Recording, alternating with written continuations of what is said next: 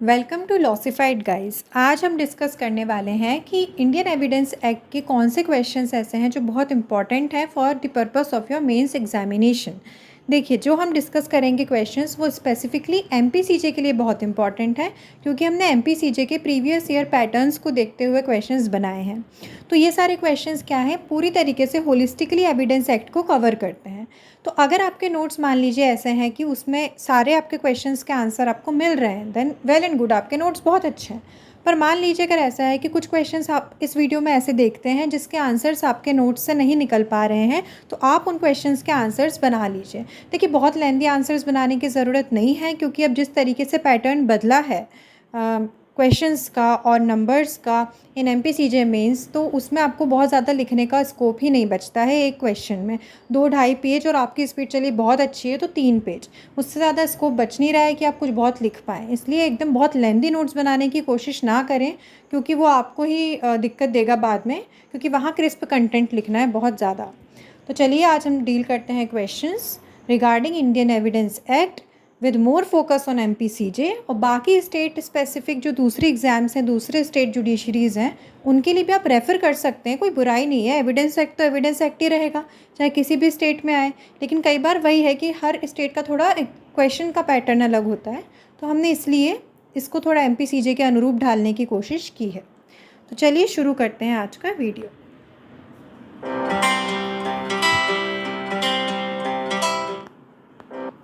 चलिए, सबसे पहले क्वेश्चंस डील करने के पहले हम बात कर लेते हैं कि हमने क्वेश्चंस को कैसे बनाया है, ताकि आपको ये समझ में आए कि किस क्वेश्चन की कितनी इंपॉर्टेंस है। देखिए, सबसे पहला हमने प्रीवियस ईयर कवर किए हैं। अब प्रीवियस ईयर से एक बात ध्यान रखिए, हमने सिर्फ एमपी के 2013 से पेपर नहीं देखे हैं, हमने उसको 1996 से कवर किया है।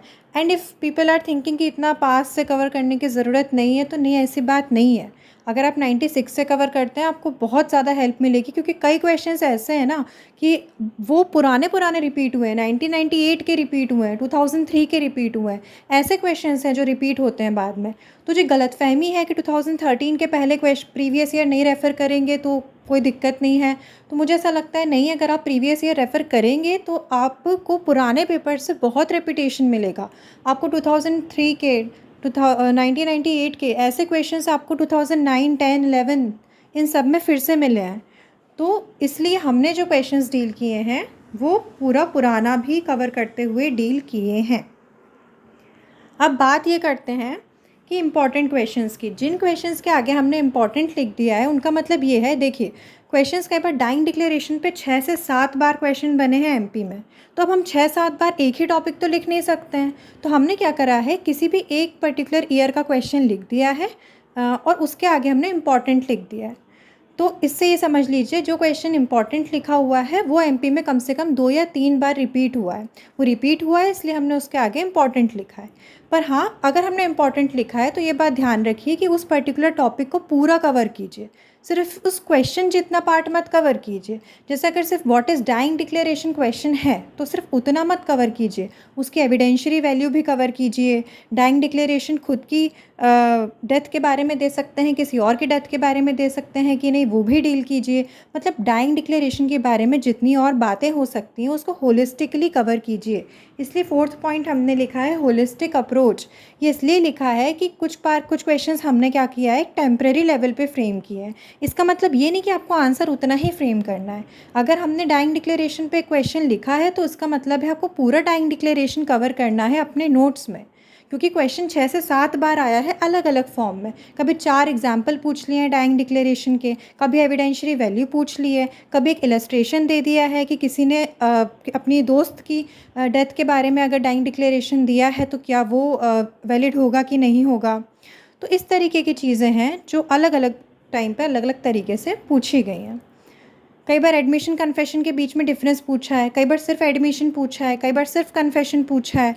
तो हमने क्या किया है, इन सबको एक ही क्वेश्चन में बना दिया है। उसको आप अच्छे से डील करेंगे तो आपके 4 क्वेश्चन जितना जो है वो कंटेंट बन जाएगा। इसलिए एक बात ध्यान रखिए, होलिस्टिक अप्रोच के साथ अपने आंसर को बनाइए। एक और बात कि एमपी का पैटर्न चेंज हुआ है, इसलिए और ध्यान रखिए। चेंज होने से क्या डिफरेंस आया कि पहले 2 क्वेश्चन आते थे 8-8 मार्क्स के, और मिक्स्ड क्वेश्चन जो होते हैं उसमें कभी कभी एविडेंस एक्ट आ जाता था। तो देखिए 8 मार्क्स के क्वेश्चन आते थे तो पहले सब लोग बड़े टॉपिक कवर करते थे, क्योंकि इतने ज़्यादा नंबर का क्वेश्चन है तो कोई छोटा टॉपिक तो आएगा नहीं, तो हमेशा एक वो तरीका रहा है। लेकिन इस बार जो 2019 फेज़ 2 की एग्ज़ाम हुई है उसमें 2 क्वेश्चन की जगह 3 आए हैं, एक 8 का और 2 4-4 के। अब इससे क्या हुआ कि जो 4-4 नंबर के क्वेश्चन हैं वो बहुत छोटे टॉपिक को लेकर भी आ सकते हैं, जो शायद अभी तक एमपी में नहीं आए हैं।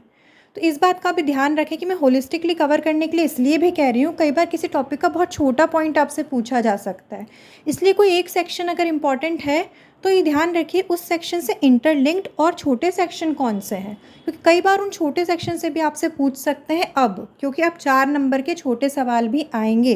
तो इसलिए कोई बड़ा टॉपिक कवर कर रहे हैं तो उससे इंटरलिंक्ड छोटे छोटे सेक्शंस जो हैं वो भी कवर कर लीजिए, तो इट विल बी हेल्पफुल।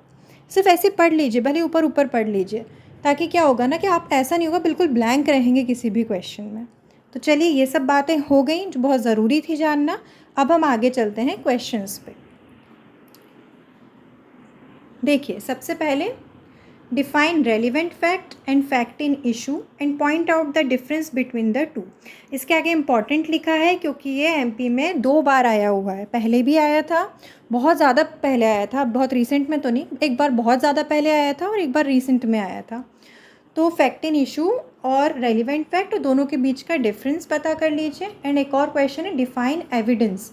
जब एविडेंस डिफाइन करेंगे देखिए तो सर्कमस्टेंशियल एविडेंस को भी इसके साथ डील कर लीजिएगा, ताकि कभी सर्कमस्टेंशियल एविडेंस पूछें तो आपको वो भी पता हो। इसके बाद define and accomplice. A conviction is not illegal merely because it proceeds upon the uncorroborated testimony of an accomplice. तो यहाँ पर ये भी क्वेश्चन जो है ये इतना इम्पॉर्टेंट नहीं है, इसलिए नहीं कि टॉपिक बहुत इंपॉर्टेंट है, बट प्रीवियस ईयर में इतना रिपीट नहीं हुआ है। इसके बाद how far the findings of the previous civil case are relevant in a subsequent civil and, यहाँ पर ये एंड है, and criminal cases based on the same facts explain with the help of the case laws. ये आपके वो जो case वाला sections नहीं है, सेक्शन 40 से जो शुरू होते हैं कि जो प्रीवियस केसेस हैं वो सब्सिक्वेंट में कब इम्पॉर्टेंट होते हैं कब नहीं होते हैं, तो ये वो वाला पार्ट है। इसके बाद what is dying declaration, whether the dying declaration by itself can be the basis for conviction, give examples with the case law. ये तो मैंने क्वेश्चन लिया है, ऐसे 6-7 क्वेश्चंस बने हैं इस पर, कई बार 4 एग्जाम्पल पूछ लिए हैं जैसे मैं पहले बता चुकी हूँ। तो बहुत तरीके से डाइंग डिक्लेरेशन पूछा गया है। Most important question, dying declaration को हर तरीके से कवर करें, उसके जितने फैसेट्स हो सकते हैं सब कवर करें। इसके बाद discuss the provisions in respect of the communication during marriage, official communication, professional communication. कई बार ये क्वेश्चन इस तरीके से पूछा जा सकता है, डिस्कस द प्रिविलेज्ड कम्युनिकेशन। तो ये सारी जो चीज़ें हैं ये डील कर लीजिएगा। ये भी इम्पॉर्टेंट इसलिए लिखा है क्योंकि अलग अलग तरीके से पूछा गया है, लेकिन ये 2 बार पूछा गया है। कभी सिर्फ मैरिज वाली चीज़ पूछ ली, कभी सिर्फ प्रोफेशनल कम्युनिकेशन पूछ लिया, कभी प्रिविलेज्ड कम्युनिकेशन लिख दिया, जिसमें आपको ये तीनों के अलावा और जो एविडेंस एक्ट में 1-2 चीज़ें दी हैं वो भी डील करनी पड़ेंगी, इसलिए मैंने कहा इंटरलिंक्ड सेक्शन भी डील करते जाएँ। इसके बाद अगला क्वेश्चन है what is secondary evidence, in what cases and after compliance of which legal formality such evidence can be given. ये भी इंपॉर्टेंट है, 2 से 3 बार एमपी में आया है। इसके अब मैं 2 से 3 बार कह रही हूँ तो मैं 96 से कवर करते हुए ये बात कह रही हूँ। इसके बाद what do you understand by examination in chief, cross examination and re examination of witnesses. ये भी इंपॉर्टेंट है, ये 2 बार एमपी में आ चुका है। इसके बाद discuss the provision of the evidence act under which a confession of one accused can be used against another accused. Very important, MP में बहुत बार आया है। उसके बाद how can a party impeach the credit of witness in following circumstances, its own witness, a witness produced by the opposite party. Very very important, एक बार तो same question repeat हुआ है और एक बार सिर्फ इसका सेकेंड पार्ट रिपीट हुआ है। इसके बाद how content of electronic records may be proved and how it becomes admissible in any proceeding. देखिए इलेक्ट्रॉनिक रिकॉर्ड्स तो ठीक है, इसके अलावा electronic signature, verification of electronic signature, ये वाले जो सेक्शंस हैं इनको भी एक बार देखते हुए जाएं। इसके बाद अगला है discuss the rule of exclusion of oral evidence bye documentary evidence and state the exceptions if any two this rule. ये भी इंपॉर्टेंट है, एक बार सिर्फ इतना पूछा था, ओरल एविडेंस और डॉक्यूमेंट्री एविडेंस की रूल ऑफ एक्सक्लूजन पूछा था, और दूसरी बार जब पूछा था तो ये तो पूछा ही था, साथ में एक्सेप्शंस भी पूछे थे, तो मैंने दोनों क्वेश्चंस को साथ में क्लब करके लिख दिया है। फिर इसके बाद when a person can prove admission in his favour, explain with example था, यहाँ पर एग्जाम्पल कर लीजिएगा। देखिए सिर्फ प्रीवियस ईयर हमने नहीं डील किए हैं, अभी तो आपको लग रहा होगा ये सारे पुराने पेपरों में से ही हैं, तो हाँ ये तो पुराने पेपर में से हैं। इसके बाद हमने क्या किया है, वो क्वेश्चन भी डील किए हैं जो इम्पॉर्टेंट हैं बट एमपी में आए नहीं है। देखिए सिर्फ प्रीवियस ईयर तो ऐसा नहीं है सारे प्रीवियस ईयर ही आ जाएंगे अगले पेपर में भी, कुछ तो डिफरेंस आता ही है, कुछ तो नया होता ही है। तो इसलिए हमने कुछ ऐसे टॉपिक भी डील किए हैं जो प्रीवियस ईयर्स में आए तो नहीं हैं बट आगे आ सकते हैं। तो अभी शुरुआत की है हमने, आगे आपको वो क्वेश्चंस भी मिलेंगे जो प्रीवियस ईयर का पार्ट नहीं है।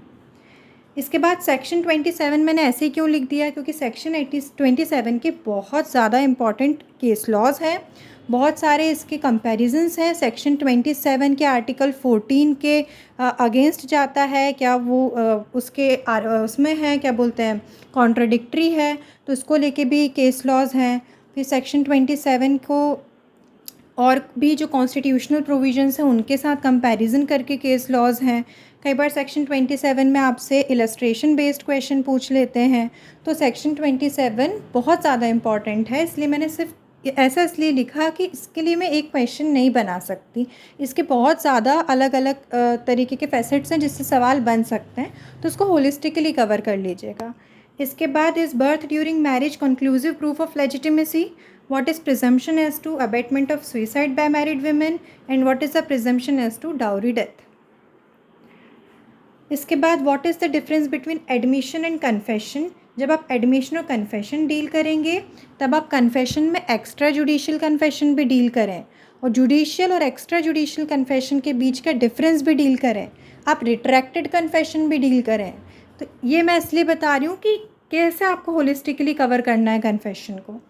इसके बाद पब्लिक डॉक्यूमेंट एमपी में 2 बार पूछा गया है, एक बार शॉर्ट नोट्स में पूछा गया है यानी मिक्स्ड क्वेश्चन में, और एक बार अलग से पूछा गया है प्रॉपर फुल क्वेश्चन के रूप में, तो ये भी इंपॉर्टेंट है। इसके बाद एक्सपर्ट ओपिनियन, अब एक्सपर्ट ओपिनियन मैंने लिखा है, इसका मतलब आपको पूरा डील करना है। एक्सपर्ट ओपिनियन कितनी इंपॉर्टेंट है, कितनी रेलिवेंट है, थर्ड पर्सन की ओपिनियन कितनी इंपॉर्टेंट है, कितनी रेलिवेंट है, ये सारी चीज़ें। जुडिशियल नोटिस, इसके बाद mode of proving a signature, signature कैसे प्रूव होता है, बहुत सारे सेक्शंस है एविडेंस एक्ट में उसको लेके। Rule of burden of proof important है, आया है एमपी में, ज़्यादा बार आया है। इसके बाद how far motive preparation and conduct of a party is relevant. अब यहाँ तक तो देखिए ये पुराने क्वेश्चन से ही निकल के आए थे कहीं ना कहीं, अब हम जैसे आगे बढ़ रहे हैं अब हम वो टॉपिक डील कर रहे हैं जो नहीं आए हैं प्रीवियस ईयर में। इसका describe different kinds of presumption under Indian Evidence act, presumption को लेके 2 बार सवाल आया है एमपी में, अलग अलग तरीके से पूछा है। जो किसी में पूछा है all kinds of presumption discuss कीजिए, किसी में मे प्रिज्यूम शैल प्रिज्यूम डिस्कस कीजिए, कंक्लूसिव प्रूफ डिस्कस कीजिए, तो इस तरीके से क्वेश्चंस बन जाते हैं, तो वो भी आप देख लीजिएगा। इसके बाद व्हाट इज़ हॉस्टाइल विटनेस, ये प्रीवियस ईयर का नहीं है। What is the reason to declare a witness as a hostile witness, what is the evidentiary value of a hostile witness, ये एक्स्ट्रा क्वेश्चन है। इसके बाद what are the exceptions to the general rule that hearsay evidence is not admissible, ये sorry पुराना वाला एक बार आया है, ये हॉस्टाइल विटनेस वाला शायद एक बार आया हुआ है, हियरसे एविडेंस वाला भी एक बार आया है। Proved, disproved, not proved, definitions है सीधी, पढ़ लीजिएगा एक बार। रूल ऑफ रेस जेस्टे, इसके बाद are facts which are the occasion cause and effect of facts in issue relevant, illustrate your answer, ये वाला जो क्वेश्चन है नहीं आया है कभी प्रीवियस ईयर में। इसके बाद explain introductory facts and explanatory facts under Indian Evidence act and evidentiary value of identification parade, ये भी नहीं आया है। when can the acts, statement and writing of a conspirator be used against another conspirators, ये भी नहीं आया है प्रीवियस ईयर में। when facts not otherwise relevant are relevant, ये सेक्शन 11 से निकल के आया है क्वेश्चन, जो भी प्रीवियस ईयर में नहीं आया है। फिर इसके बाद write a short note on relevance of evidence as to good character in civil and criminal cases, is the previous bad character of accused relevant, ये क्वेश्चन अभी तक नहीं आया था पर पिछले एग्जाम में फेज़ 2 की जो एग्ज़ाम हुई है उसमें इसी टाइप का एक क्वेश्चन आया है। इसके बाद oral evidence in all cases must be direct illustrate, ये क्वेश्चन भी नहीं है पहले बट हमने ऐड किया है। What is primary evidence, difference between primary and secondary evidence, ये भी प्रीवियस ईयर का पार्ट नहीं था, ये हमने बनाया है। Distinguish between latent and patent ambiguities, give examples of such ambiguities, ये भी प्रीवियस ईयर का पार्ट नहीं है। देखिए मैं बार बार नहीं बोलूँगी, टोटली नहीं है प्रीवियस ईयर के पार्ट, जितने भी आगे हैं। Explain doctrine of estoppel and distinguish between waiver and estoppel, leading question पे नोट्स बना लीजिएगा, कब पूछे जा सकते हैं कब नहीं पूछे जा सकते हैं। जजेस पावर अंडर सेक्शन 165, जजेस के पावर को लेके जितने सेक्शंस हैं एविडेंस एक्ट में वो देख लीजिएगा। इसका when and how may a witness refresh his memory, ये लास्ट ईयर आया था क्वेश्चन। ये देखिए कितना छोटा क्वेश्चन है, ये आप जनरली प्री के लिए पढ़ते हैं बट आपको मेंस में पूछ लिया 4 नंबर में, तो इसलिए मैंने कहा कि होलिस्टिकली डील करें, इंटरलिंक्ड सेक्शन भी डील करें। तो that's all of evidence act from our side. Thank you so much for watching the video. Like, comment and share and subscribe our channel. Telegram channel भी है, देखिए वो भी जाके सब्सक्राइब कर लीजिएगा। इसके अलावा बहुत सारे वीडियोज़ हैं हमारे पास MPCJ को लेके, बहुत शॉर्ट वीडियोज़ हैं, क्रिस्प वीडियोज़ हैं, काफ़ी अच्छी टिप्स के साथ हैं, टिप्स एंड ट्रिक्स के साथ। तो जल्दी से जाके वो वीडियोज़ देख लीजिएगा। हमारी प्लेलिस्ट बनी हुई है MPCJ पे, उस पर जाकर देख लीजिएगा। उसमें judgement writing, charge framing, MPCJ को ट्रांसलेशन कैसे करना है, जो भी चीज़ें एस्पिरेंट्स को प्रॉब्लम देती हैं और जनरली इजीली अवेलेबल नहीं होती उनकी ट्रिक्स, वो आपको इस चैनल पे मिलेगी। और आपको कोई हेल्प चाहिए हो MPCJ को लेके, please comment in the comment box. If any queries are there, comment in the comment box, we will reply to you ASAP. Thank you so much.